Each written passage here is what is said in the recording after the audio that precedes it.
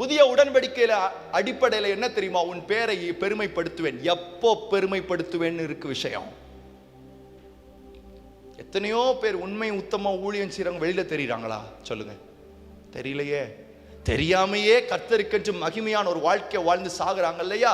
அப்ப அவங்களுக்கு என்ன சார் விஷயம்? என்னன்னா, உன் பேரு வெளியில தெரியுது வெளியில தெரியலங்கிறதெல்லாம் விஷயமே கிடையாது. கடைசி நாட்களில் பிதாவுக்கு முன்னாடி ஆண்டவர் உன் பேரை சொல்லுவாரு. அப்ப 1 மில்லியன் 2 மில்லியன்லாம் உன் பேரை தெரியாது, மொத்த உலகத்துக்கு உன் பேரு தெரியும். உன் பேரை நான் பெருமைப்படுத்துவேன். அல்லேலூயா.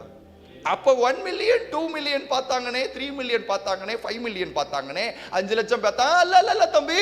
கர்த்தருக்கு பிதாவுக்கு முன்னாடி இயேசுவானவர் உன் நாமத்தை சொல்லும் பொழுது ஜீவ புஸ்தகத்துல உன் பெயர் எழுதப்பட்டிருந்தா, நான் சொல்றேன், உன் பெயர் பெருமைப்படுத்தப்பட்டிருக்கிறது என்று அர்த்தம். எத்தனை பேருக்கு கின்னஸ் வேர்ல்ட் ரெக்கார்ட் புக் தெரியும்? இல்ல, அந்த புக்ல இருந்து அவங்க ஃபேமஸான ஆளு சார். எந்த புக்ல? நான் உனக்கு சொல்றேன், ஐயோ பாவம், அற்ப மனுஷனோட புத்தி அவ்வளவு தான். உண்மையான பெருமைப்படுத்துதல் எங்க இருக்கு தெரியுமா? ஜீவ புஸ்தகத்தில் உன்னுடைய பேர் என்னுடைய பேர் எழுதப்பட்டிருக்கிறது தான்.